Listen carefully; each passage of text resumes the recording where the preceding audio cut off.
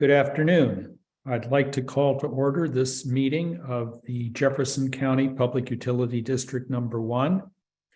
Today is Tuesday, March 21st, 2023. It is now 3 p.m. Jefferson PUD is offering both virtual online meetings as well as in-person meetings unless advance notice is provided. In-person attendance will be limited to provide sufficient space. Masking is encouraged. Online participant audio will be muted upon entry. Please unmute at the appropriate time to speak. If you're calling in, use *6 to mute and unmute and *9 to indicate your desire to speak. I'd now like to determine that we have a quorum of the Board of Commissioners. I am Kenneth Collins, Commissioner for District 2 and Chair of the Board. Jeff Randall, Commissioner for District 1. Dan Tupper, Commissioner for District 3. We do indeed have a quorum. The next item on the agenda is a review and approval of the agenda itself. Are there any additions or corrections to the agenda? Commissioner Collins, we would like to remove the RUS portion of this meeting. And that is under old business. Item 8.1 RUS loan documents Kevin, has been taken off the agenda. and Kevin, can you just say why? Just basically, it's not ready. Yes, the documentation is still going between our council and RUS council to fine tune the document. Are there any other changes to the agenda? So I'll make the motion to accept the agenda as amended. I will second the motion. The motion to approve our agenda for today's meeting has been made and seconded. Any further discussion? Hearing none, we'll vote on it. All in favor of approval of the agenda, please signify by saying aye. Aye. Aye. Aye. The agenda has been approved. Item 3 on the agenda is an executive session for the Board of Commissioners per RCW 42.30.140, Section 4, subsection B, having to do with union negotiations. Either Melanie or Mr. Street, how much time will be required for the executive session? We're guessing, Ken, possibly 30 minutes. We may come back out and ask for a little more time. Okay. So we will now adjourn to executive session at 3:03 p.m. We will reconvene at approximately 3:33.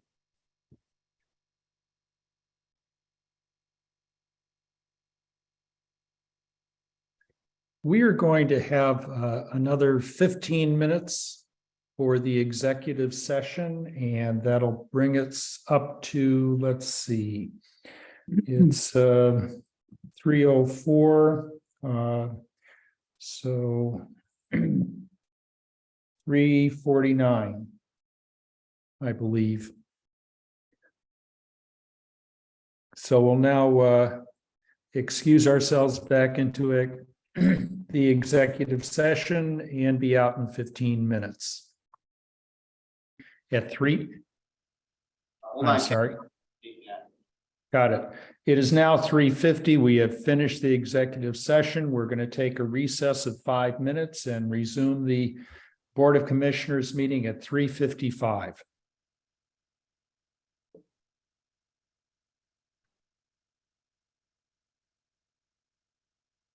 We are now resuming the Board of Commissioners meeting for Jefferson PUD. I am going to rearrange the schedule somewhat. We usually have public comment at 4 o'clock. We're a few minutes early, but let's begin with public comment now rather than launch into managerial and staff reports and have to break that in half. So I will now recognize anyone who wishes to make public comment, and the public comment period allows members of the public to comment, obviously.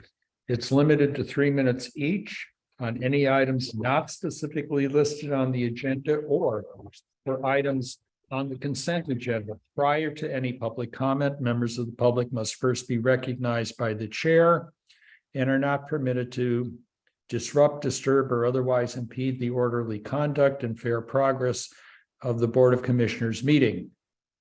After initial warning by the chair, individuals who intentionally violate these guidelines through actual disruption of the commission meeting will be dropped from the meeting. So,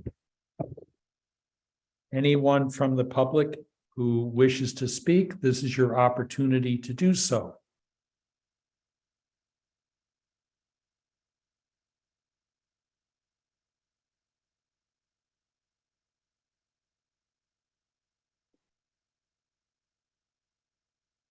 I am not seeing anyone indicating a desire to speak. We do have some members of the public in attendance, but seeing no hands, we will move on to manager and staff reports. Mr. Street?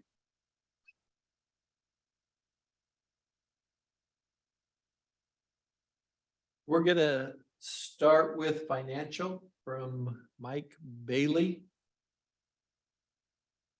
Yeah, so just a quick update. We should get our audit report this week.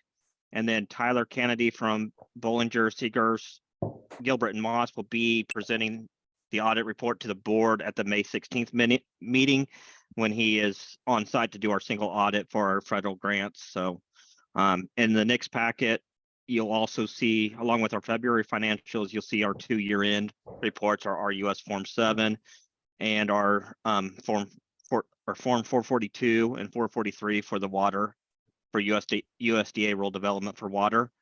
They'll be in the packet next meeting where they got to be turned in by next Friday, the 31st. So working on those right now. And the other part of the financial update is just want to talk about our funds, you know, with the banking crisis that's kind of happening and everything. Just wanted to make sure the commissioners understand how that our funds are protected through the county treasurers, and that not only are they FDIC insured up to 250,000. Actually in 1969, the state of Washington created the Public Deposit Protection Commission, which was created to help protect public funds deposited in public depositories. And there's actually RCW 39 that helps cover that. And they have the power with under RCW 39.58.40.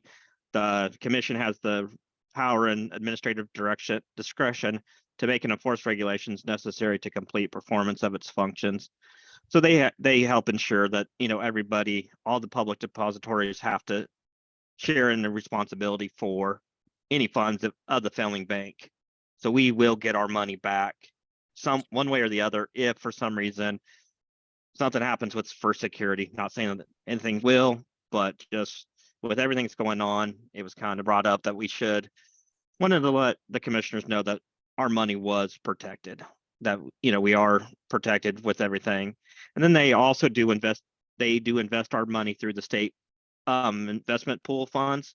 So they do invest it there. That's also protected. So just wanted to kind of give a quick update as to where we are on reporting on our audit, and then just reassuring that our funds are protected, that we will, if something should happen to First Security and through the county treasurer, we are protected for our funds. So we won't lose any money with that, with the banking crisis going on. So that is what I have for the financial update, unless there's any questions.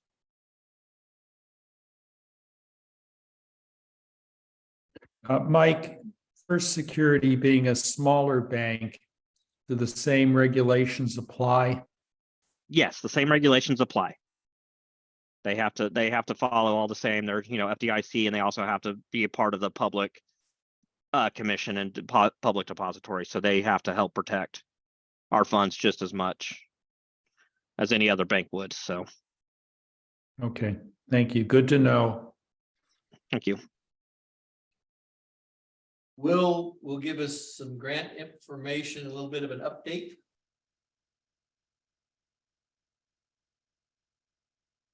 I don't have a lot to report at this meeting.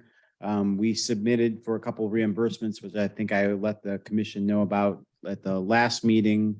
We put in our first reimbursement for network equipment to the Port Townsend Business District Loan Project. We're their only customer, so we're still working out some of the processes. We expect that funding to come in next week. That's almost $200,000. And we're still awaiting word on our other grants and looking into future opportunities.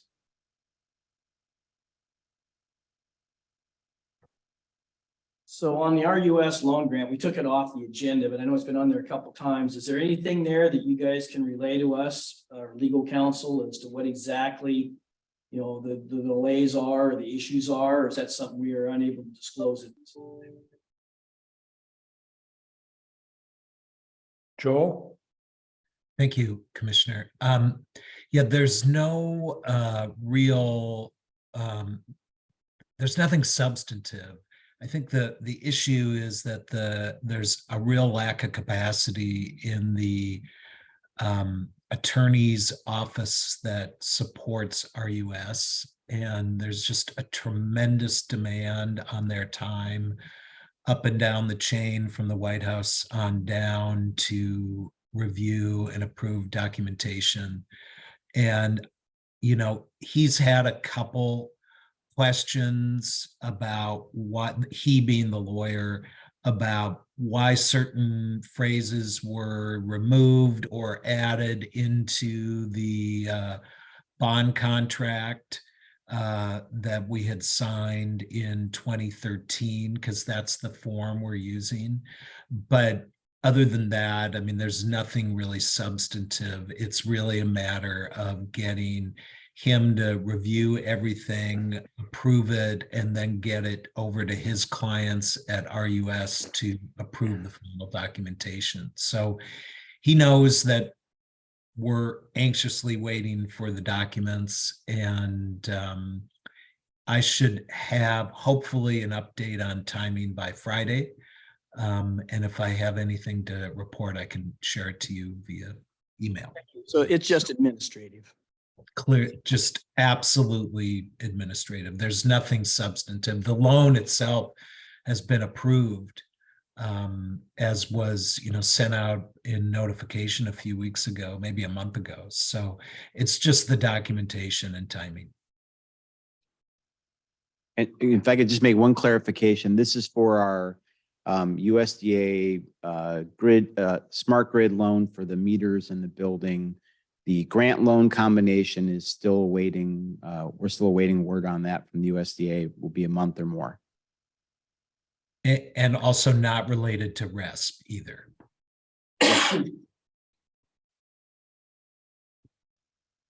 So I'm gonna take an opportunity here and poll the commissioners.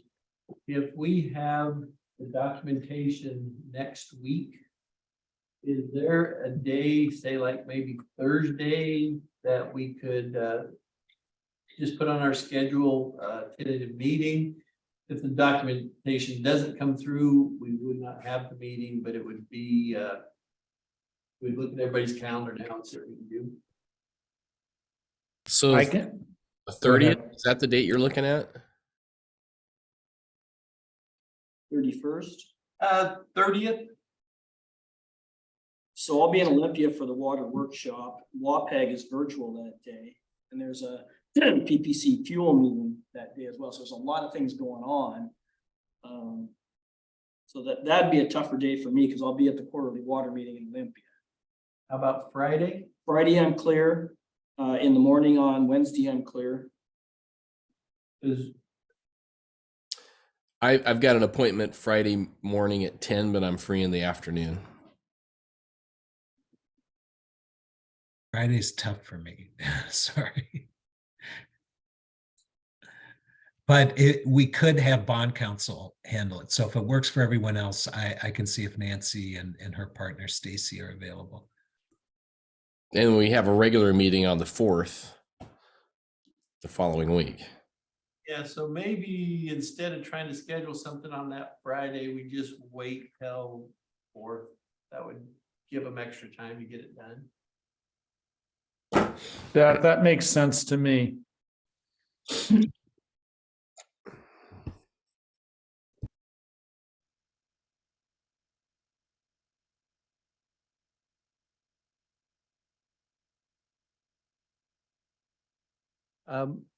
The next is reserves. Mike, do you want to talk a little bit about some of the cash we've received back into refinance? Yeah, so we have received in the last week, we've received a couple of reimbursements from different projects going on. We received a little over $661,000 for our Quilcene water tank project, the loan, a draw on that loan. And then we also received about a little over almost 587,000, which is part of the NTIA grant for the Quilcene area for the fiber grant. So we do have some money coming back in, some money going right back out as well too, as we keep buying and doing these projects, but the money is starting to come back in. Just a couple of things to think about. Last week, we did pay our BPA power bill, which was about $1.7 million, a little over that. And at the end of March here, next week, we have to pay a little under $1.5 million for our quarterly RUS payment. So we got a couple of big payments here going out pretty soon. Next week or next meeting, I'll have an update more on where we're at cash wise. I don't have the treasury report all entered in yet, so I can't tell you where we're at exactly on cash right now. But staff is still reviewing our project priorities, material purchases and stuff, so we can try to help watch our cash reserves as we keep going through. But we are starting to get the reimbursements coming in, so that's a good sign to see getting back. So, and then once we can get those RUS funds, that will make it even better. So you'll provide us for our board meeting on the 4th with the balances in our accounts. Yes, yeah, the first meeting of every month is when I do the financials, and that will have, it's usually 30 days behind schedule. Sometimes I can get it for the second meeting depending on timing, but yeah, usually on the first board meeting of the month of each month, I'll have the balances, but they're about 30 days behind. Understood. But that's what I have on the reserves. Thank you, Mike. I'm going to do the priority review real quick. We met today as a larger group and went over priorities. We're going to start meeting this group that we met today and things that in the past we haven't really put into our calculations, but right now some polls are 23 weeks out, some polls are 42 weeks out. So not only is our priority what has to get done, but it's what materials we have on hand so that we don't come short. A good example is this. The grants, we have make ready work where we're going to have to replace some poles and do that work, hopefully prior to the contractor coming in and stringing the fiber and doing the drops. So we have to make sure we have materials for that in stock. So that may mean, okay, instead of replacing the poles on the shine, we replace partial poles on the shine. Make sure we have our supply to replace the poles that need to be done in the fiber grant area. We'll bring back to the group some ideas on what Finley Engineering says we need to do in the grant areas. Engineering, Jimmy and Scott are working on their projects. Mike's part of the team also.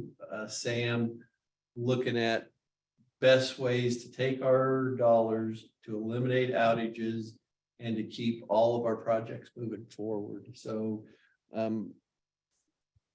we hope to generate a list with, I doubt it'll be next week, but maybe by the 4th, we'll have a list of projects that will come back to the commissioners as just in this review priority review project, where staff recommends we spend our resources and our time. Right now, time is a big resource. People are spread very thin. And for example, Will can't, he's working night and day, and our people really are stretched thin. So, but the priority review is going well, and we're moving forward. So, questions?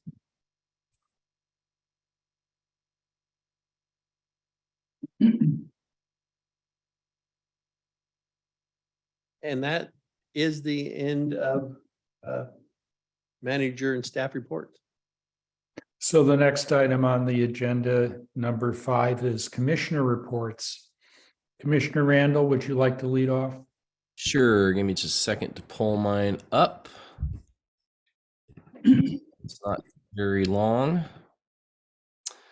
All right. On the 8th of March, our electric vehicle working group under the Climate Action team met and had a follow-up meeting with Ross Rebich of the Energy Northwest, who will be appearing at the next meeting of the EV working group to give an update of where Energy Northwest is in terms of prioritizing grant applications that could be beneficial to Jefferson County.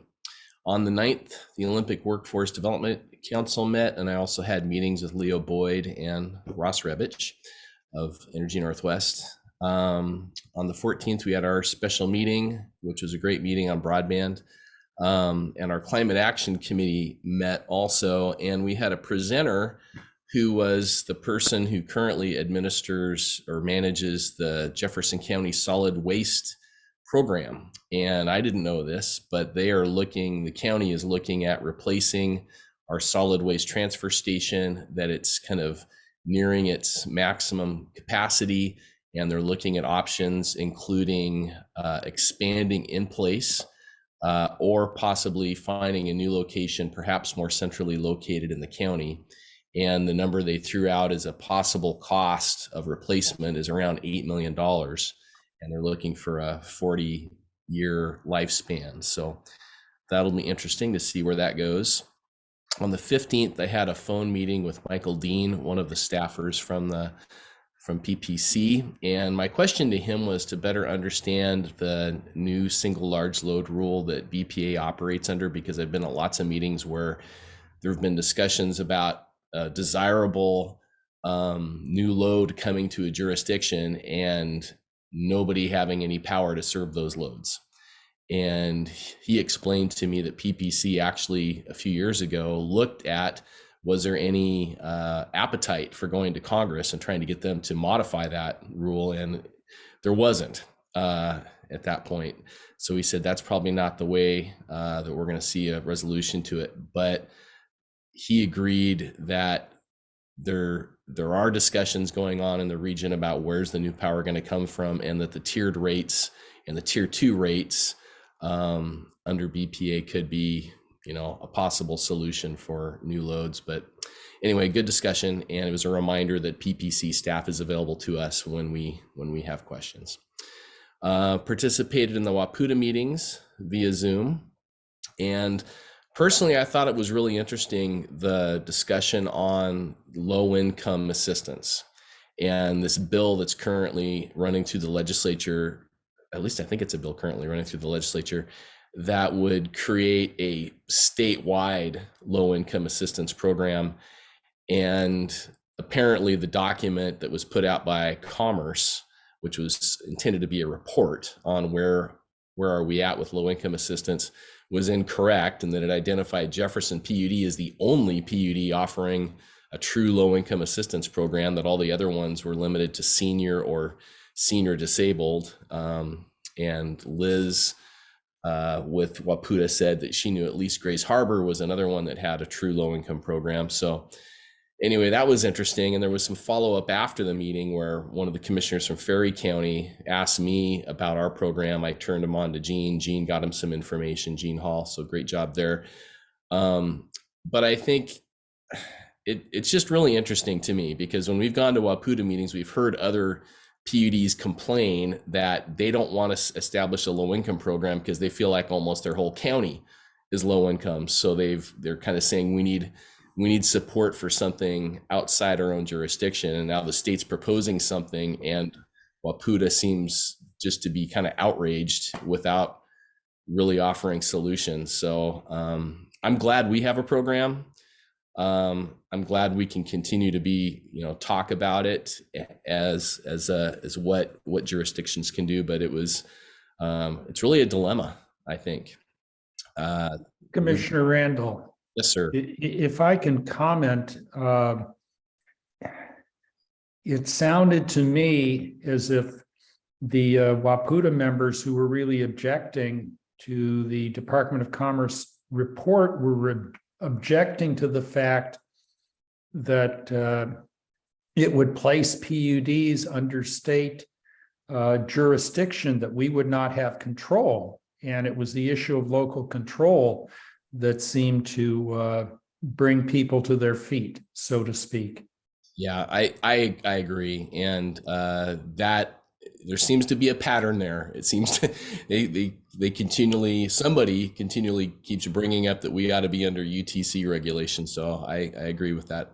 There was one other component, gentlemen, too, that goes into that. And it was in the report. And part of that was the lack of focus that, investor-owned utilities, the way that they charge and the way their rates are structured as opposed to those of consumer or customer-owned. There's a big disparity there that no one was addressing, apples to oranges. It's one thing for an investor-owned utility to be able to have these programs, but to look at a consumer-owned utility and say that you should play by those same rules, I think that was part of what really set people off as well. Yeah, I think this is all a good discussion. And again, I'm glad that we have been proactive about it. I'm glad that we are continually looking at our low income assistance program to make sure it's effective in reaching those in need. But anyway, that was one of the topics I thought was really interesting, and it's not going away. Last comment on that. Investor-owned utilities get a tax write-off for their programs. We do not. Yeah. So I just, personally, I just hope that, for me, sometimes at Waputa, it feels like a topic hits a nerve and the organization just kind of shuts down and becomes opposed to the issue. And I sometimes am sympathetic to our staff, Nicholas and so forth, because if the legislators feel like Waputa is just going to be against something, then I think we kind of get tuned out a little bit. And I think there's lots of good, ammunition we have in terms of, hey, just our basic structure, we offer our customers a better deal than the for-profit utilities. If that case can be made, I think those are great points to make. But I think we just never want to be in a position where we get tuned out by the legislature, and that's a concern of mine. So moving on the 19th, I got a email from Roger Wright. I think he's with Franklin PUD about NOAANET, and I'll bring this up during our NOAANET discussion, but it was a very concerning email.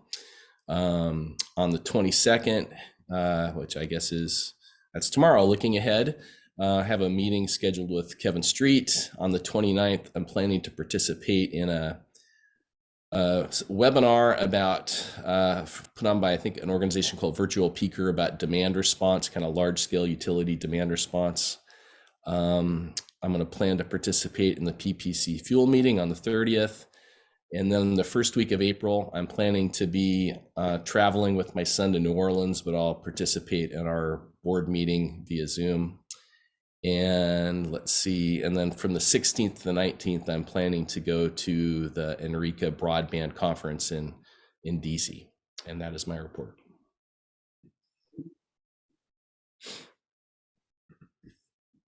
Thank you. Commissioner Tupper, would you please give your report? Thank you. I attended the NOAANET meeting in Olympia on March 8th.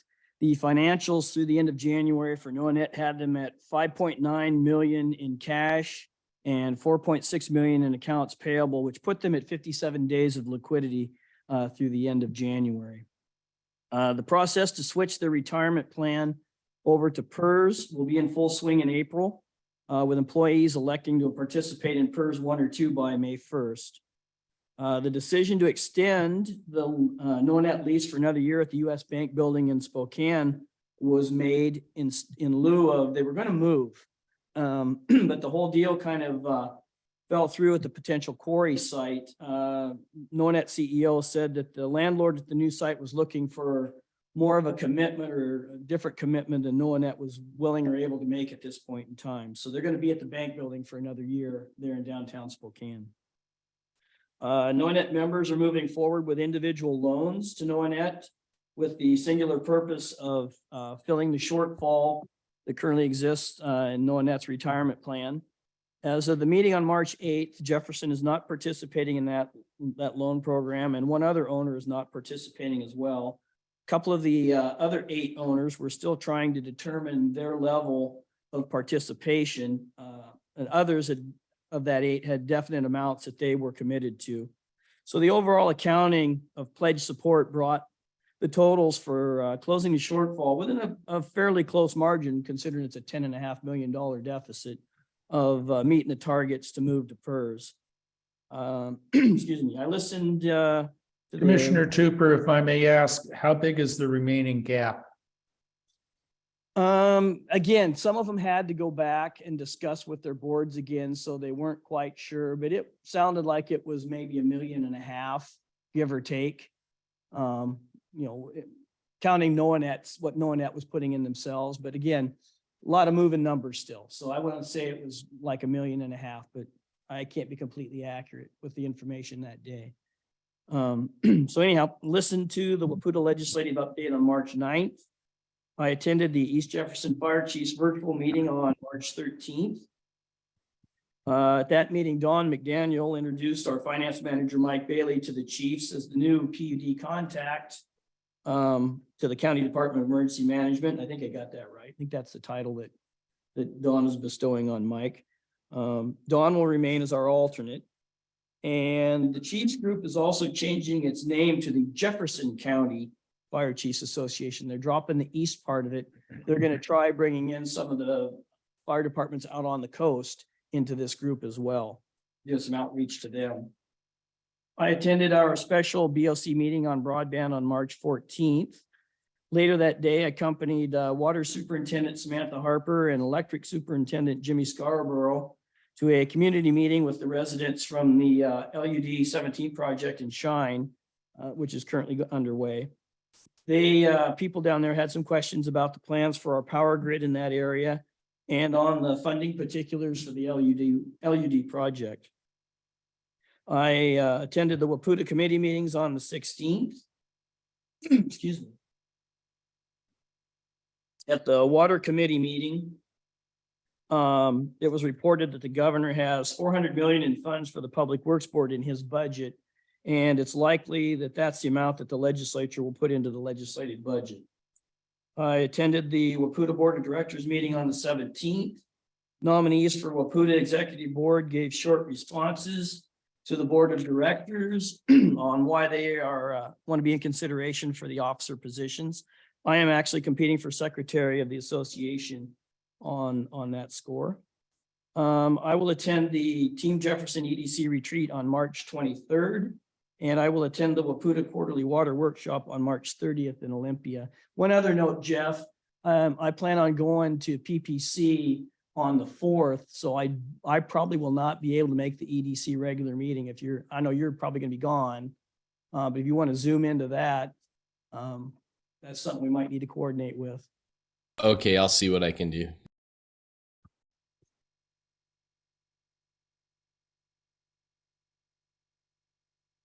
And that concludes my report. Thank you. So before I give my report, I think it's appropriate to recognize that we have among us a recognized business leader from Jefferson County in the eyes of the Chamber of Commerce. And I want to applaud our general manager, Kevin Street, for being a finalist among the Business Leaders of the Year. Congratulations, Kevin. Well deserved.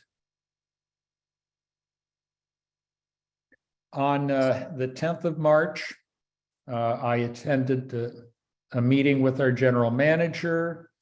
On the 14th, I was part of the special Board of Commissioners meeting on broadband. On the 15th, had a conversation with one of the candidates for the secretary's position at Waputa, which was not Commissioner Tupper.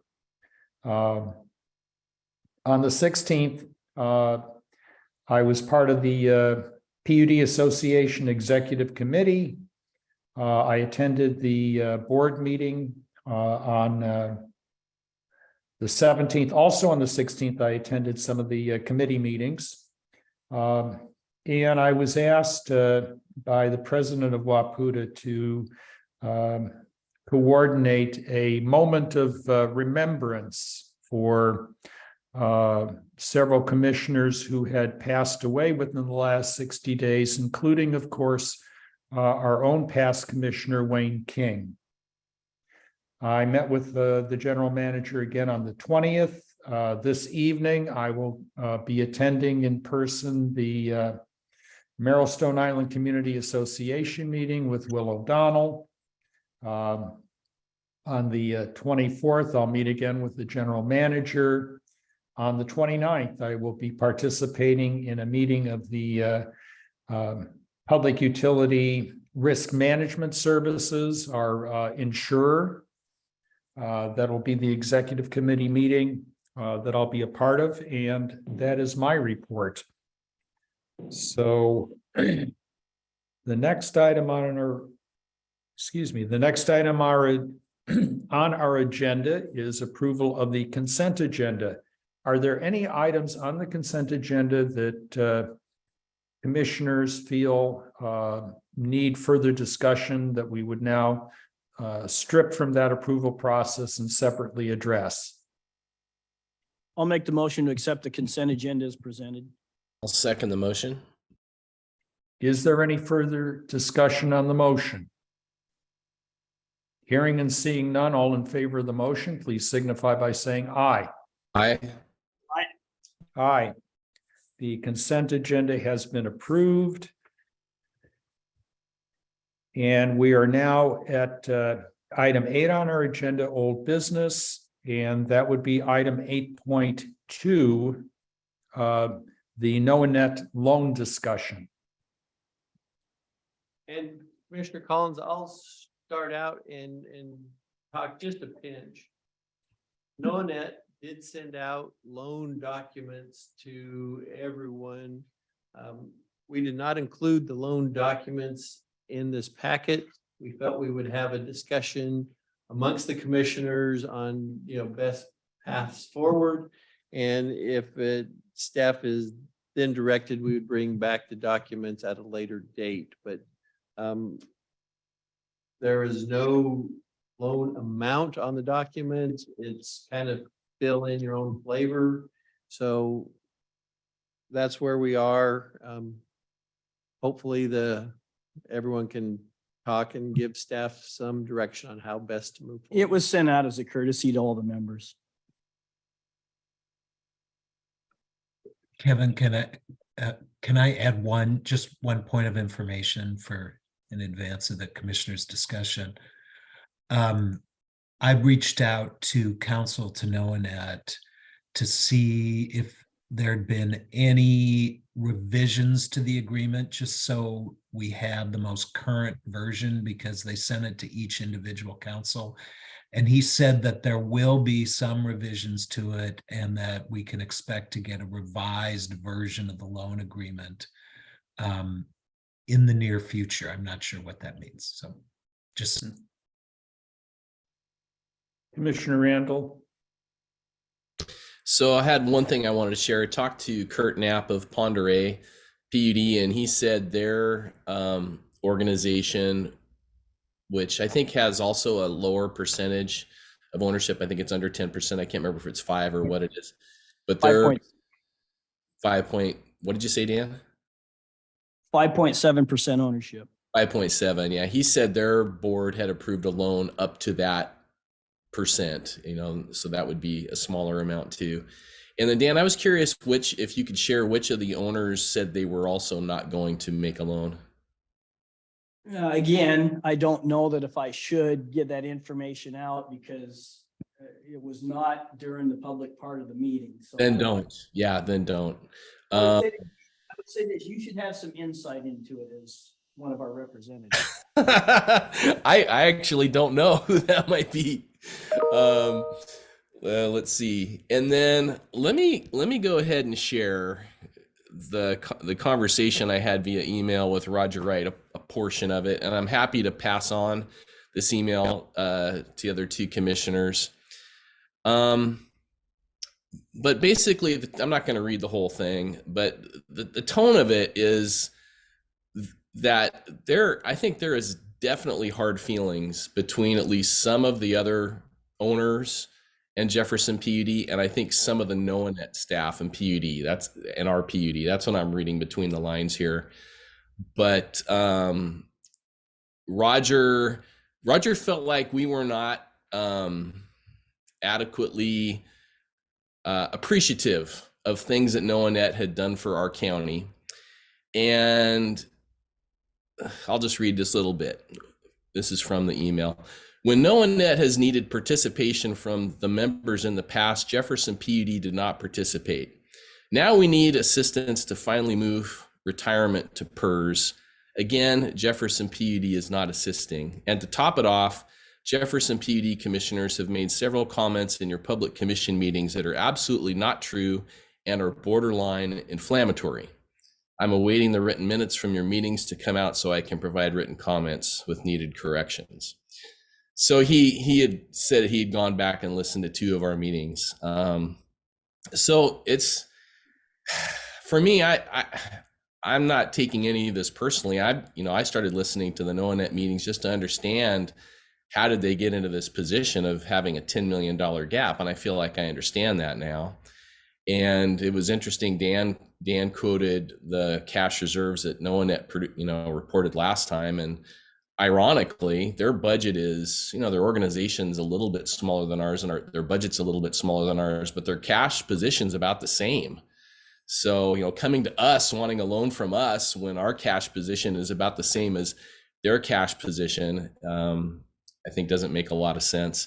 And I'm kind of curious, Dan, if this was shared in public, have they discussed how much of NOAANET's own cash reserves they would be pledging towards that $10 million gap? I think it has been put out there. I don't know if this is the last meeting, but I think it's in the $2 million range, maybe a little more. I don't know. It might have been a percentage, but I think around the $2 million range, 2 to 2.5 million. If I'm not mistaken, that was kind of the number that was thrown around. Okay, thank you.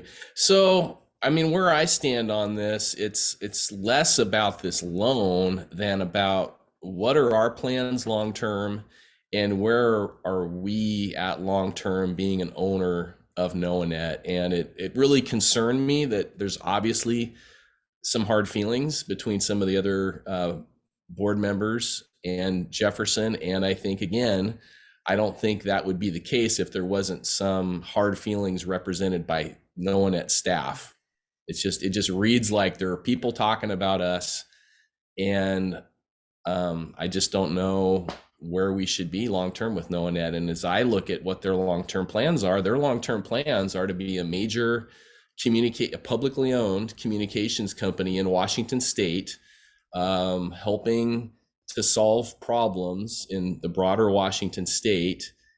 And I personally don't really know how that lines up with our own goals of providing high-speed internet in Jefferson County. I kind of wonder, would it be just cleaner to be a client of NOAANET and pay them for services because they just have a history of running into financial problems and they're in a very competitive market. And I just don't know that we belong there at the table. And I'm, sensing this kind of some hostility or at least some significant disagreements between their organization and ours. It just leaves me wondering, what are we doing? Lot to unpack. Lot to unpack. Let me go real quick, Ken, and I'll let you back on it. Lot to unpack. There are a couple things. I think part of what what Roger was alluding to with the conversations was some of the history of what transpired with NOAANET and things NOAANET may or may not have done, or different utilities may not have done. I think that's part of it. The ownership structure is, I think, always been a bit of contention for some of the owners because of, the way people have gotten out, come back in, and that sort of thing. Another component to this is, just like us, I think NOAANET might be at the precipice of taking, a directional turn or a reorganizational type of a move that puts them in a different position than maybe the path they were on. I don't know. I don't have the answers to those questions. There's a lot of things behind the scenes that transpire, just like with us, that, not everybody has purview to, or is privy to in real time enough to know what the future is going to look like. So I think there's a lot of that going.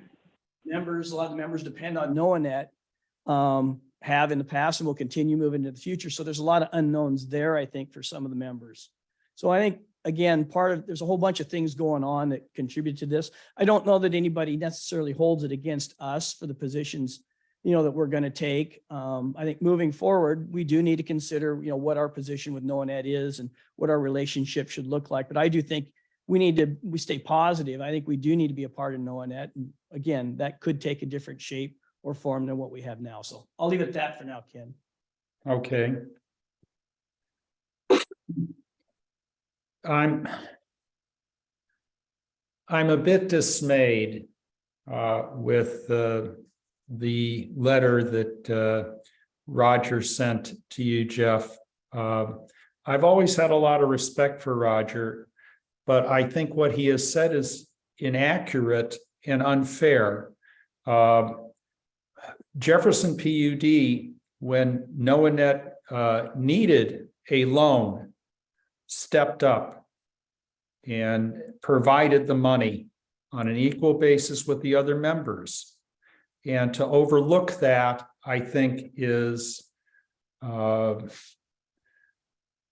grossly unfair, and to categorize us as not having as having a record of not being supportive of NOAANET. And I hope, Roger, that you listen to this recording and hear what I have to say, because I think you've mischaracterized us. That being said, it doesn't put me in a mind to be highly supportive of our doing more than our percentage in terms of a loan at this point. But I understand what Commissioner Tupper is saying, and there's a lot more that sounds like is going to develop going forward. So we will see. And I'm not at this point advocating that Jefferson PUD withdraw from NOAANET. But in terms of a loan, we are running on very thin margins at this point relative to where we've been in the past. So I absolutely do not want to expose our PUD to undue risk in terms of our cash reserves. But I think in terms of the percentage ownership that we can pony up, whether it's $30,000 or $50,000 in support of NOAANET. But more than that, I think is, given our position, our cash position is inappropriate. So If I on could the just- letter, on the letter, I don't know what all was in it exactly. And, again, difference of opinion, some things could be subjective to people. I will say, I think in Roger's defense, I think there's a fair amount of the membership, that wants to look at the bylaws. I think this is something that's been brewing for a long time. about your percentage of ownership versus the amount of weight that that carries. So I think there is going to be some discussion moving forward with the bylaws and maybe some bylaw changes. I'm just guessing. That would be my inclination, is maybe that's where we're heading. How many of the members see it that way, I don't know. It's about 50-50. About half the members are under 10%, and the other half are over 10% in ownership, a different degree. But so again, I don't know how that all plays out, but just for your information, I think that there's a larger group, that's just looking at the way knowing that ownership is structured and has some concerns or questions. One other real quick thing is on the amount of what we put in there, 50,000 is 2.5 times our ownership percentage. 100,000 is 1% of overall ownership. If we were to look at it as, we put in 1%, that's 100,000. So what, if we want to put money in, what should that be? Should it be the 20,000, which is our, 0.2% ownership? So again, I think we should throw a little bit of money into this just because I think we should be a part of NOAANET. And I think that we have a little bit of responsibility to the past to deal with this problem. I'll just, from my 2 cents, I'm not supportive of going over our ownership percentage if we do a loan, or I'd be fine not doing any loan, frankly. And Roger's the point that Roger made, I think it was really out of tune with what I heard from the other board members that I spoke with. I just had a back and forth text with Kurt Knapp. He was very direct at what they were willing to do, had nice conversations with Jerry Osmussen from Okanagan, and I think with Jeff Hall with Benton, and they were both very direct in that they were very dependent on NOAANET, and they would support the loan, at the higher levels where their higher percentage of ownership is. So my concern is there's just this underlying tension between us and NOAANET, and to me it just indicates a problem in the relationship.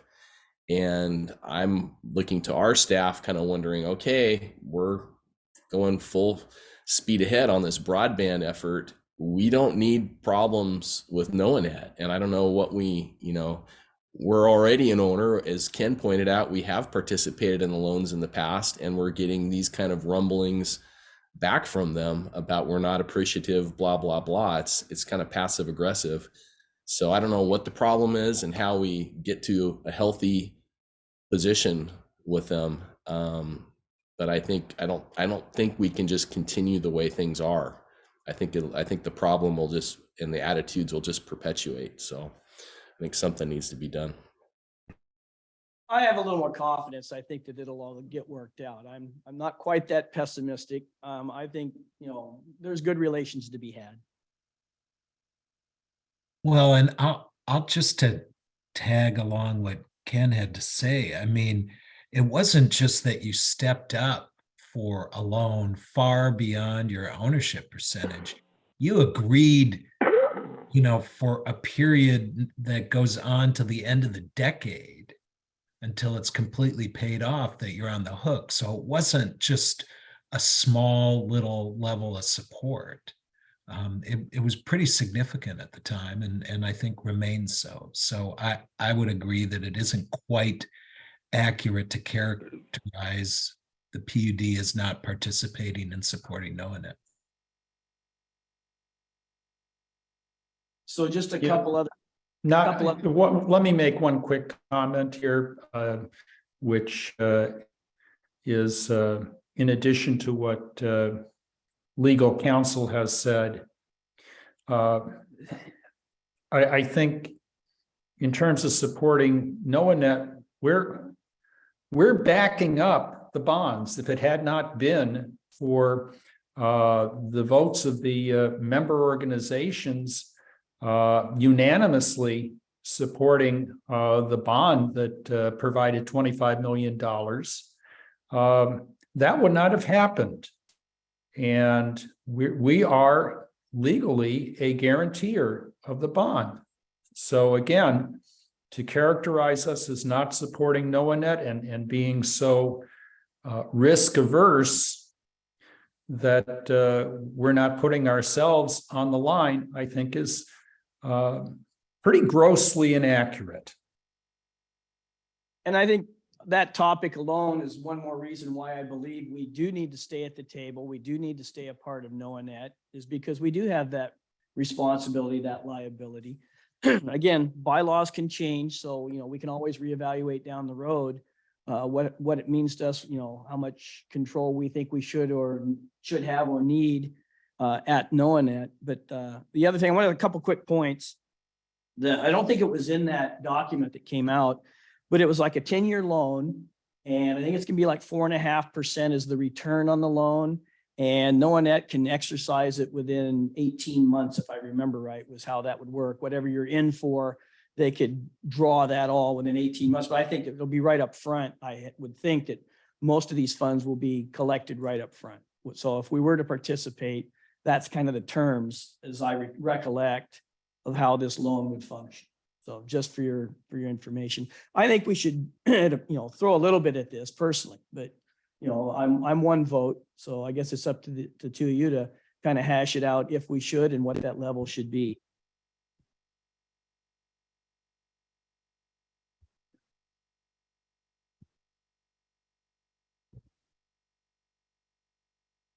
Hmm.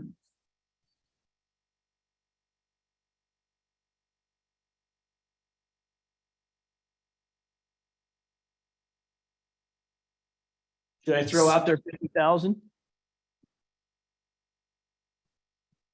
You can throw it out.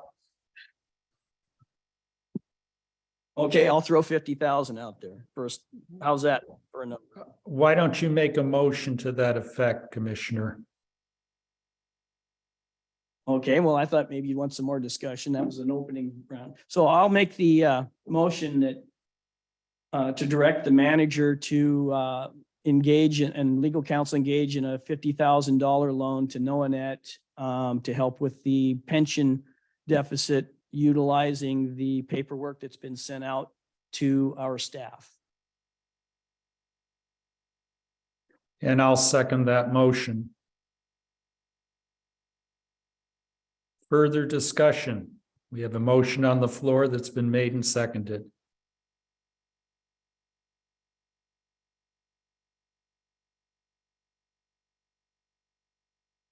Hearing no further discussion, I'll call the question.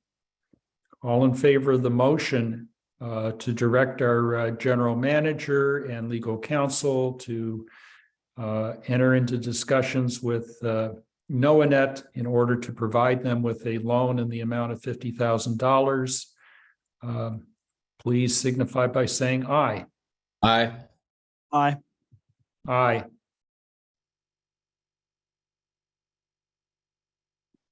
So, new business, item number 9, the broadband RFP announcement.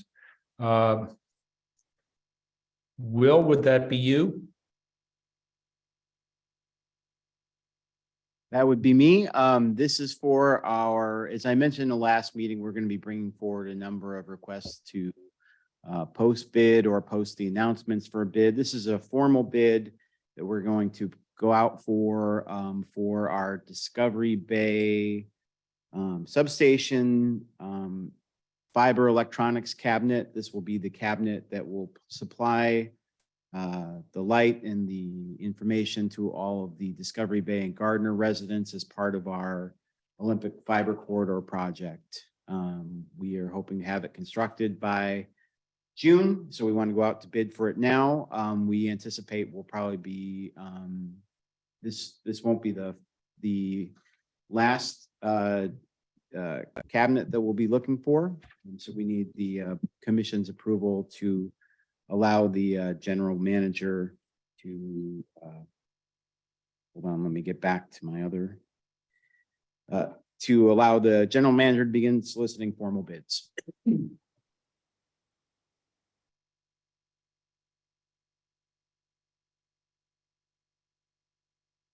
I have no discussion on it. I think it's pretty straightforward.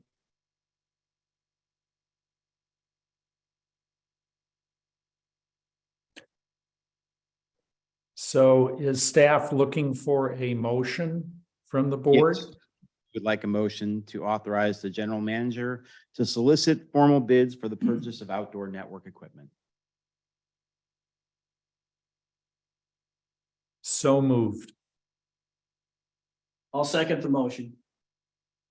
Is there further discussion? Mr. Tiersch, you have your hand up? I do, thank you. Am I correct? This sounds like it's going to be the first of several similar sub-projects. And so my question, if that is correct, is are there economies of scale for soliciting multiples of these things and doing it as a package, as a group, and perhaps getting a group discount? Mr. Street, do you want to address that? Oh, I can address it if you don't mind. There likely would be, because we are doing it per grant project. This is the only one for the grant project currently underway. Future grant projects will likely require a similar product, but we will have to go back for a new bid at that time.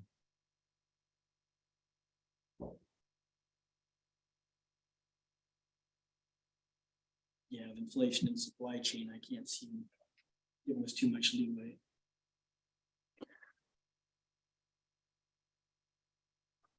I'm sorry, I got distracted looking at Motion and a The- second. so the motion's been made and seconded. All in favor of the motion, please signify by saying aye. Aye. Have a further discussion or not, but other than Mr. Is there further discussion? Hearing and seeing none, I'll call the question. All in favor of the motion, please signify by saying aye. Aye. Aye. Motion carries. The next item on our agenda is 9.2, discussion of pole attachment. And I apologize, that should have been in old business. A quick update. We've talked in the past about how we need to move forward with our pole attachments. And we have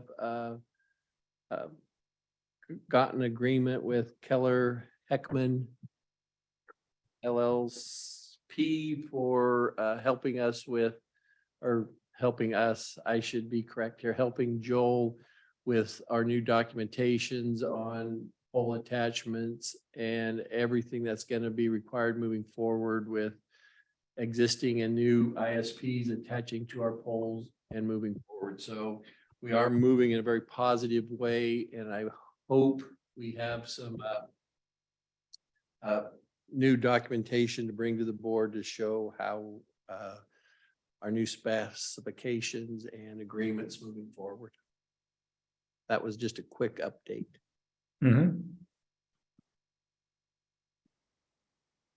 Any further discussion or questions? Let's move on then to item 9.3, vegetation policy revisions. Scott? Yes, sir. Good afternoon, commissioners. I'm putting forward some revisions to our vegetation management policy. And Will, is there a way you could get the highlighted vegetation policy revision on the board so people can see it, if you don't mind? Thank you, Sure, sir. just one moment. Thank you.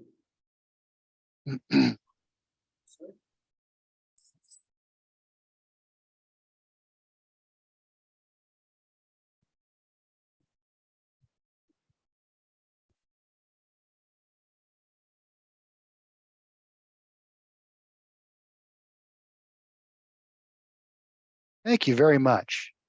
Awesome. Okay, so the Jefferson County PUD Board of Commissioners approved a tree trim policy revision in 2020. Hold on just a second. Is that big enough for everybody? Could be a little bigger. Yeah, I'm trying to get that right now.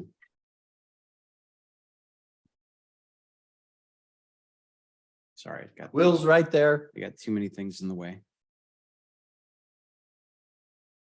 There we go. Good. Very good. Go ahead, Scott. Sorry to interrupt. Okay, no problem. So what I'd like to do is just go down the list as we go, but we approved a revision in 2020, the tree trim policy. And since the tree trimming policy is a living document, it should be reviewed and revised as needed to reflect any changes in the state, federal regulations, advances in technology, and changes to operational circumstances. So here's some revisions that staff would like to see made. First of all, the purpose. This is an introduction for the customers to get a mindset of what we are doing with tree trimming. PUD understands the importance of trees to customers, but PUD is obligated to provide safe, reliable electrical service to customers. Then we swing down into responsibilities. This would be an addition. It's new to our tree trim policy and explains the authorization PUD has to tree trim from the RCW 6412-035 and WAC 29645-045. This section, the responsibility is upfront about the legalities of the tree trimming, and just kind of mentions a little bit about climbable space, which we'll get into a little bit later in the policy change. The general line clearance. This section first explains how outages occur in our industry. It then flows into the NESC Rule 218, which ties into the WAC 29645-045, which is used in the responsibility section of the policy. JPUD follows ANSI A300 performance standards of tree trimming. The ANSI A300 standards are intended as a guide for federal, state, municipal, private authorities, including property owners, property managers, and utilities in drafting their own maintenance specifications. Then it goes into the right-of-way, and we use the RUS Bulletin 1728F-803, how JPUD distribution right-of-way. Generally, our distribution right-of-ways are 10 feet wide, and the transmission right-of-ways vary from 40 to 180 feet wide. Depends on where we are in our transmission line. The section also gives in-depth, at the end of it, in-depth definition of the NESC 236 climbable space, which is important because we are required by state authority to provide a climbable space for our workers. And people don't realize that when they plant bushes close to the poles, and there it is right there. And they plant bushes close to poles or trees close to poles. We've got to keep that climbable space for them. Also, in planting or trees or removing trees, an existing section, we did add 15 and 20 feet. That's basically planting close to our lines. We want to try to keep people planting away from our lines with the species of trees that are going to grow up in the lines.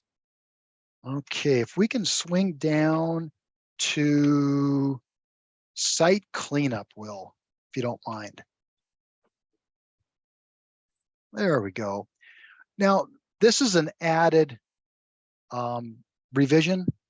In tree removal pruning section E, which just is above that, the PUD has in the policy, it touches on how PUD will handle cleanup during a storm event, or if a tree is dead or dying. This new section is actually explains what we're going to do in a day-to-day operations, how we're going to clean it up. And which basically is we chip as much as we can. And anything 6 inches in diameter or larger will be cut into 18-inch long pieces of logs and remain on site. That way, the closest property owner can pick those up and use those for firewood, or somebody will come by and get them. Cook Avenue, we had a lot of this left over, and it went pretty quick. It was gone in a matter of about 5 days, most of the stuff. Also in this area is customer tree trimming responsibility. I think this is important to let the customers know what they're responsible to do. New section explains in more detail what the customer is responsible, and added illustration in F. If we go to the illustrations, I don't know if we want to swing there yet. Okay, so this first illustration, this is the visual. This will be in our tree trim policy. This is a visual of what we want. That is Appendix A. This shows the people, gives the idea of the 10-foot wide at the base, 10 feet from the outer conductor, 15 feet from above. If we can go down to Appendix B, please. This is the climbable space. This is a document from NESC 236, which explains what the climbable space is. We alleviate this small section for our guys to climb by just requiring 5 feet around the pole. That's what we're shooting for. Could you go down to D, please, Will? This is an added in the revision to let people know, to give them a visual of what we expect with our pad mount transformers. A lot of our pad mount transformers, the first thing people do is want to cover them up. And now we're dealing with trees that are growing right in front, or large bushes. Our guys, our line crews can't even open up the doors to work on them. So that's kind of a 3 foot on the sides and 10 foot on the front. So that way we can get the door open, get the hot stick, and do the work that they need to do. If you can go down to Appendix F, Will, I'd appreciate it. And this is that appendix that shows owner responsibility in that section. It basically shows everything that we have on the lines, and the owner responsibility to trim tree service line is kind of, that tells them what is theirs. And it's a pretty good picture of, explains primary, the communication lines, guy wire, the meter, weatherhead. Now, Will, if you could do me a favor and swing back up the definitions, I got kind of out of whack there. Thank you very much. We would like to add, there you go, perfect, down right there, beautiful. We'd like to add some of the definitions. The right-of-way easement and NESC has been added. Right-of-way and easement definitions has been borrowed from the Purdue University Forestry and Natural Resource Department. They had a good article about a year and a half ago on tree trimming, specifically on tree trimming. And that's their definition. And of course, I'd like to have Joel take a look at that and approve this document as well. That's really about all the revisions we have for that. And I understand that you'd like to probably look at it a little further, and I appreciate that. But I would like to maybe next meeting get an approval or request an approval. Thank you. Is there any questions? Commissioner Randall. Yeah, thanks, Scott. And I thought the document did a nice job of providing the references to why we have these standards, where they come from, providing kind of findings and definitions. So I thought it was well written. My questions are, I just looked quickly at our website where there's currently some information about trees and tree trimming, and then wondering also if we have a handout that we currently provide. And I'm wondering, once we adopt this, what are staff's plans in terms of updating any handouts? And I think, if we don't have a handout, I think a handout can be useful for people who just want the basics. And then if somebody, is really questioning our standards, well, then they can go to the policy and they can read the whole policy. But if we could have a handout, I think that might be helpful for just the general person, and also updating the website. So what are your plans there? Will's department has a good handout out. Will actually did it years ago, and I believe that's going to need to be revised with some of these new revisions on that. And we'll have to put that out, and that's out, I believe, in front at the of the CSR office space there. They should be there. Scott, have we had any issues with our customer owners around leaving the larger logs, cut up logs on their property? At times, yes. What we generally do is, we had a big job out on Cook Avenue. We removed a lot of trees because we had to do some work in there, and during the storm last year, it was made very difficult to go in there and make repairs. So we did a bunch of tree removals.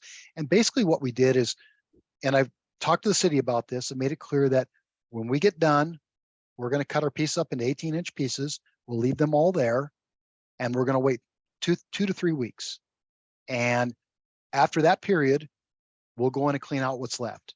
And that's what we did. Because a lot of the people in that area were going and gathering up that wood for firewood, and which is fine. It's right of way. It's the city of Port Townsend's. And so they did that. And then we went in about 3 weeks later and cleaned up the rest that was there. And there hasn't been a lot of customers complain about that. One nice little old lady called me up and she was very upset that we left a big log in her right of way. We took care of that right away. She burns wood, but she just doesn't have the means to go get it and get it to where she needs it. So yeah, so there's been a couple calls, but nothing that we couldn't take care of. So as long as we're responsive to a customer who has a problem with large logs left on his or her property, then I'm certainly fine with that.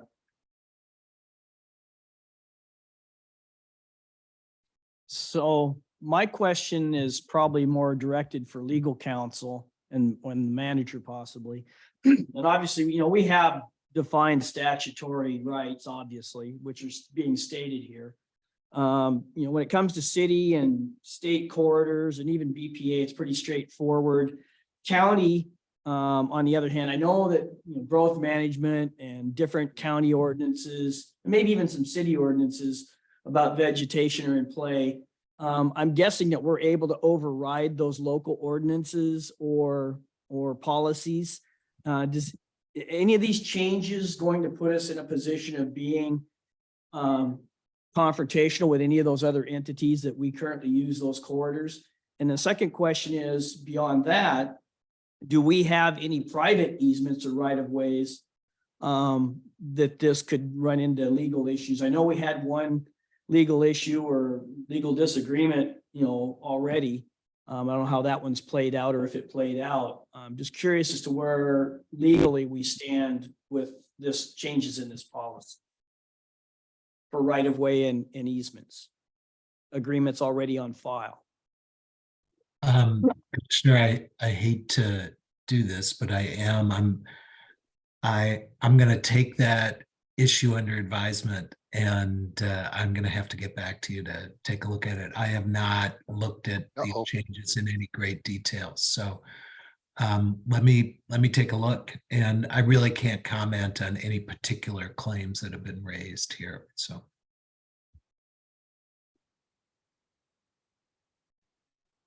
I can say generally with regard to private easements, I'm not sure in which way they're private, to the extent that a tree conflicts directly with our lines, then the statutory immunity would apply. I know we've even ran into issues on the water side of things, with those right of ways as well in the past.